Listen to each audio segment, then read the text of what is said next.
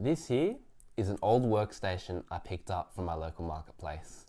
I paid 350 Aussie dollars for this, and we got an i7 7700, GTX 1060, and 32 gigs of RAM. We do not have any storage in this, and we got a pretty basic PSU, 700 watts at least, and a fairly basic case. Now, I'm gonna try turn this into a full-blown gaming PC, and we're gonna see if we can flip it at a profit. Now, in order to do that, we're gonna need to do a few things. We're gonna need to give this a case swap. We're gonna need to give it some storage and a new CPU cooler. We definitely need this. We are not gonna rock with that stock cooler. Now, I've gone ahead and I've bought some parts to see what we can do with this thing. We've got a 256 gigabyte SSD from Silicon Power.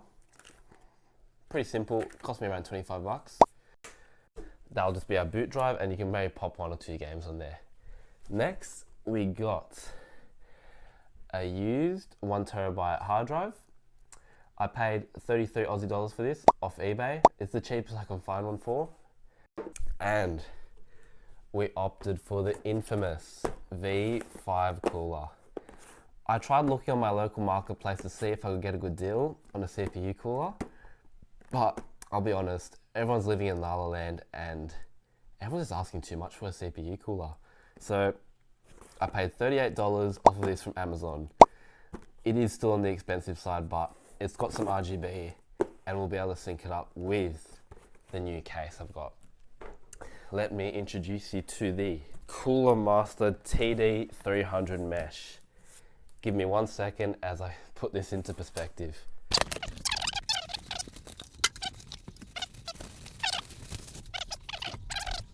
We've got our 2 ARGB fans, and a key factor into buying this case was it's got micro ATX. It also had included 2 ARGB fans and a controller for them, which was controlled by a button on the front of the case. Due to this older system not having an ARGB header on the motherboard, getting an ARGB controller was a massive plus, and it would let us bring our CPU cooler into it as well, so we can just plug in our Vetro V5 into the hub and we're good to go. Now that we know which parts that we're going to use, we have our case, cooler, storage, it's time to disassemble this. We're going to be taking out the graphics card,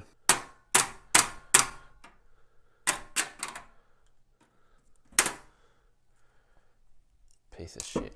We can unfasten this, unlock the PCIe slot, slowly jiggle away, there we go. And there we have it. There is our graphics card.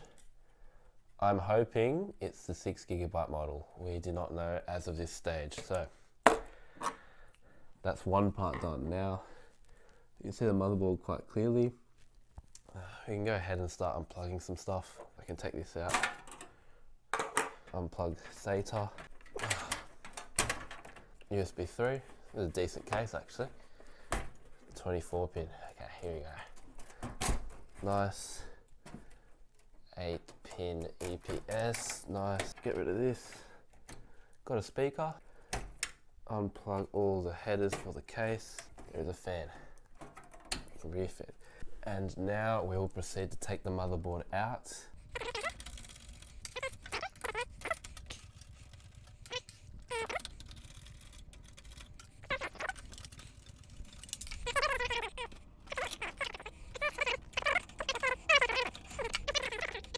And that is the motherboard.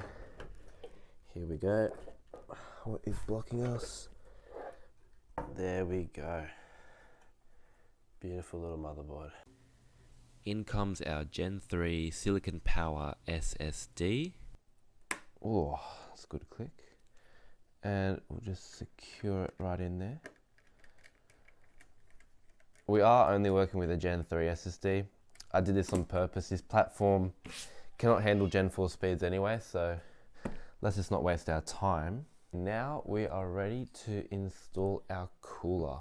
I've never installed one of these before, so it comes with this packet, our lovely fan, some nice little instructions, but we got our lovely little heatsink which will sit like that. Black is very nice. What are we? LGA 1151. We can apply our thermal paste here. Oh yeah. I won't lie, that might be a bit excessive. It might be alright.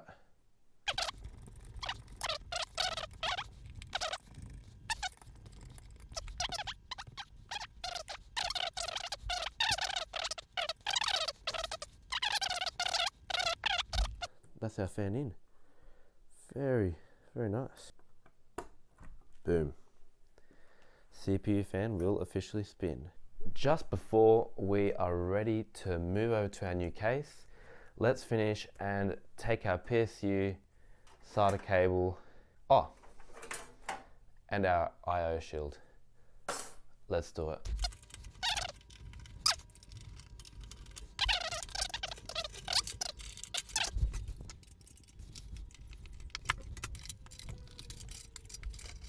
Okay, and here we go. Oh, jeez.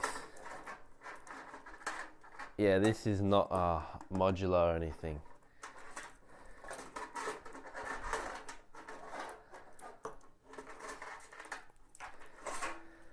And that is it. Good thing is we can always fetch some SATA cables out of this.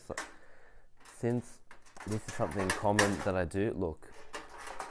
Anytime you pick up a computer without SATA cables, you can always score a couple to use in your inventory. You don't have to pay for them.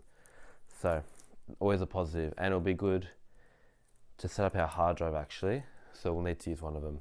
We have everything we need to complete our build. Of course, we will still need to chuck this into the case. Power supply is a bit dirty, that's alright.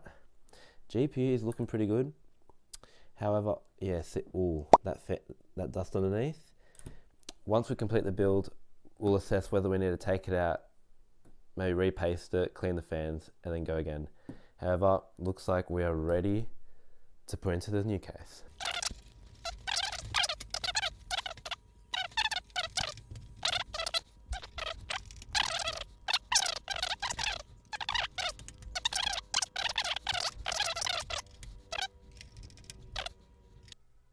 Looking awesome.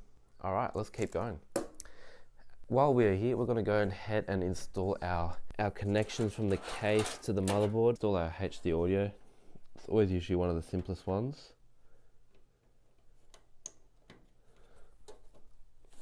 Nice, right there. Nice, another connection done. So we've got 2 connections. Now, let's do USB 3. Okay, flip it and yeah, the USB 3 cable, always one of the ugliest cables, I'll be honest, it's very big. Now we are ready to go ahead and install our power supply. Here it is. We will be doing it face down so it can suck air from the very bottom. Get it in. Oh, there we go.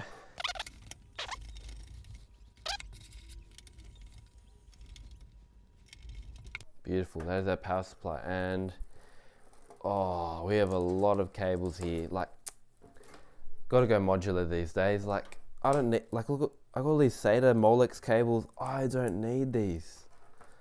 I don't. Like, just a waste of space. They're all bloody ketchup and mustard too. We have now installed our hard drive into its little chassis. I also grabbed a mustard colored SATA cable just to match the theme we got going on here. I actually pulled that SATA cable out of a computer which I found on the side of the road. It was just on the side of the road. It was very old, like Windows XP, I don't know, dual core processor kind of deal, but see, I just managed to salvage a SATA cable out of it. And I even sold the motherboard combo for $10.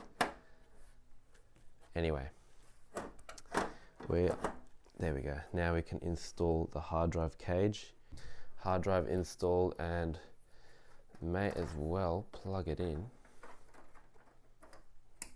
Beautiful SATA cable. We have attached the RGB to our SATA connector. And boom, And this is the finished cable management job. We're just going to quickly just snip off all the heads of the cable ties. There is only one job left.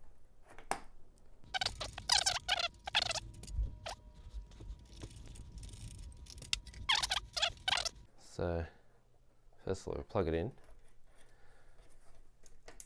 So here is the complete look of the computer. I'm quite happy with it, to be honest. And now it's time to see if it turns on. Now.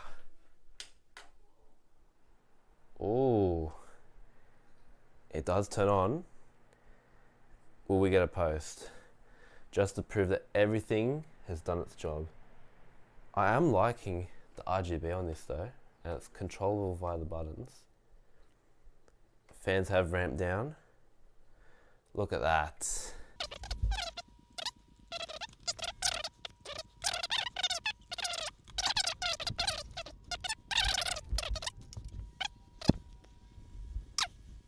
Now, while I was waiting, I decided to pop out the fan, a little bit dusty, because Windows is still doing its thing. I think it's doing a restart. So I'm just going to pop this in while this all does its thing. However, I will give it a clean first. If you just grab a look at that, just go from the back, coming back a bit dirty, and yeah, look at that difference. Letting it do its thing. Clean fan, and we're going to go pop that in.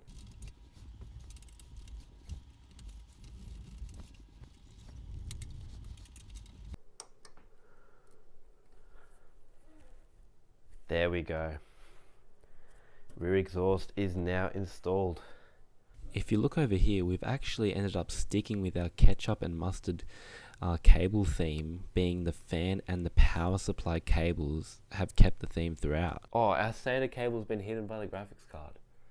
Right behind the graphics card. Yeah, there you go. You can see it. Well, this is the finished product, and it's come along quite nicely. From 350 bucks to what I'm going to try sell for 750. That should put me at about 160 Aussie dollars in profit. And 750 is somewhat fair for this, but I think we definitely could have got this for cheaper. In terms of what we originally bought, that old workstation for 350, I definitely think we could have got that for cheaper, but that is okay. I no doubt think we will make some profit, and this, it really looks great. That Vetrofeed Vive cooler is actually looking really nice.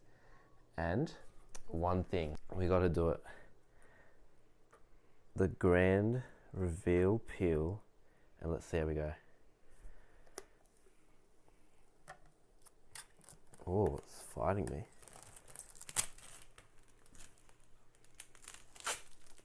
Oh, very, very nice. I'm very happy with the RGB on this computer. That's why I opted for a micro ATX case with the RGB. Micro ATX for the motherboard, makes it fit perfectly. RGB pre-included, so we don't have to go around looking for RGB fans by themselves. It'll ultimately cost more.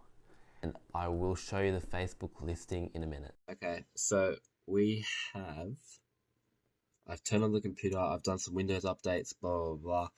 I found out it's activated using a digital license, so tied to the motherboard, and we did not strike gold. We got the 3GB model, so not the best, huh? So as we can see, we've put drivers in, we've got the 3GB model, and we have, hold on, those are my Windows updates, excuse me, activated with the digital license, which is pretty great. We're currently running a benchmark on the graphics card over here, and I've got 62 degrees, which I think is quite healthy, considering I haven't not touched anything with it either. It's looking quite good, so I think we're fine. We're just going to leave it. Its temperatures are great. We're currently doing the benchmarks, and would you look at that? 56 degrees, 55, it's dropping. There, you were only about like a minute in. It will probably rise about maybe 5 degrees or maybe even less over the whole span of the benchmark, but temperatures are very, very good. Computer boxed up and ready to go, and we're pretty much just waiting for the person to arrive, and then we're going to sell it. So we are back now. We just sold the computer, $600. So I put all together around $529, and I sold it for $600. Now, it's a very slim profit margin, and I honestly think it's because I bought the workstation for too much, like $350 and a GTX 1060.